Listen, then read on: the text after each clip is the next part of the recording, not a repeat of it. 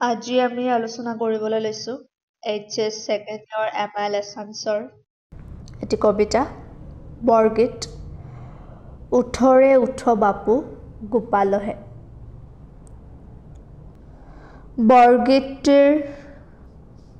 বৰগীতটিৰ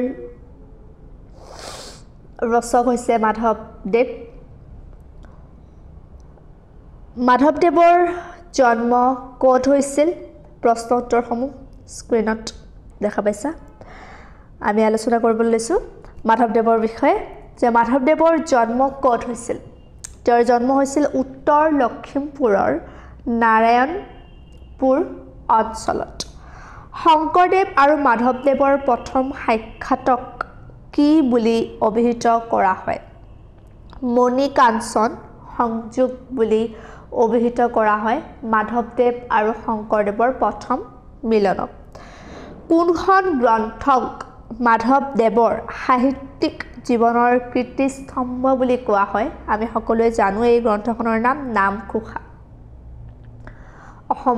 অসমীয়াৰ প্ৰত্যেকৰে নামঘৰৰ থাপনাত বা সত্ৰত এই নামঘোষাৰ বিশিষ্ট স্থান আছে আৰু সেই মাধৱদেৱৰ জীৱনৰ কীৰ্তিস্তম্ভ বুলি কোৱা হয়, সাহিত্যিক জীৱনৰ কীৰ্তিস্তম্ভ বুলি কোৱা হয় নামঘোষাক, আৰু শংকৰদেৱৰ সাহিত্যিক জীৱনৰ কীৰ্তিস্তম্ভ হৈছে কীৰ্তন ঘোষা। মাধৱদেৱে কিমানটা বৰগীত ৰচনা কৰিছিল? 9×11। মাধৱদেৱে 9×11টা বৰগীত ৰচনা কৰিছিল। উঠৰে উঠ বাপু গোপালহে বৰগীতটো কি ৰাগত বন্ধা? ৰাগ থাকে প্ৰত্যেকটো গীতৰে বৰগীতৰ, গতিকে এই বৰগীতটি যিটো মাধৱদেৱে ৰচনা কৰিছে এই বৰগীতটো কি ৰাগত বন্ধা বুলি কৈছে? কৌ ৰাগত বন্ধা। কৌ ৰাগত বন্ধা। নেক্সট প্ৰশ্নটো হৈছে বৰগীত কাক বোলে? বৰগীতৰ বিষয়বস্তু কেইটা ভাগত ভগাব পাৰি? ভাগসমূহ উল্লেখ কৰা।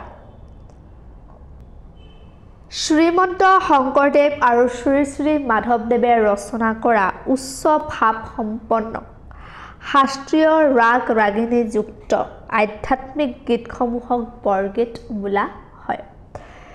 বৰগীতৰ বিষয়বস্তুক 6টা ভাগত ভাগ কৰিব পাৰি।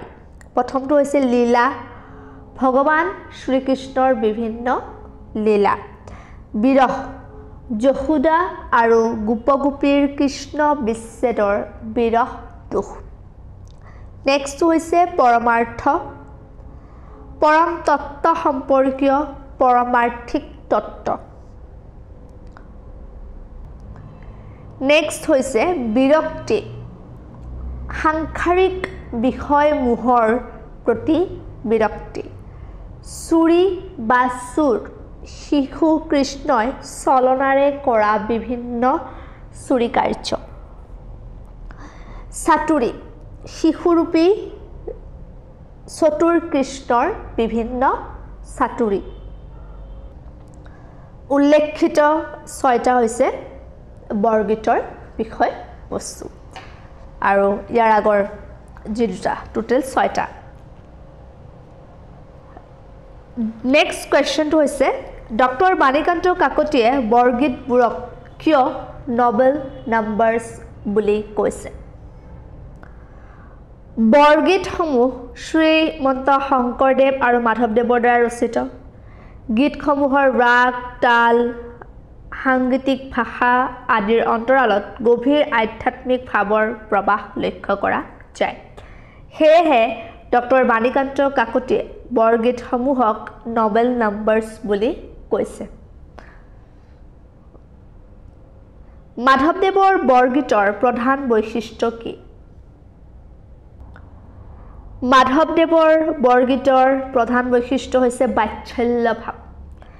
শ্ৰীকৃষ্ণৰ শিশুকালৰ বিভিন্ন লীলাৰ উপৰিও মাতৃ যশোদা আৰু পুত্ৰ শ্ৰীকৃষ্ণৰ যি স্নেহপূৰ্ণ মমতাময় সম্পৰ্ক তাৰ বৰ্ণনাৰ মাজেৰে মাতৃপুত্ৰৰ চিৰন্তন ৰূপ মাধৱদেৱৰ বৰগীতসমূহত দেখিবলৈ পোৱা যায়।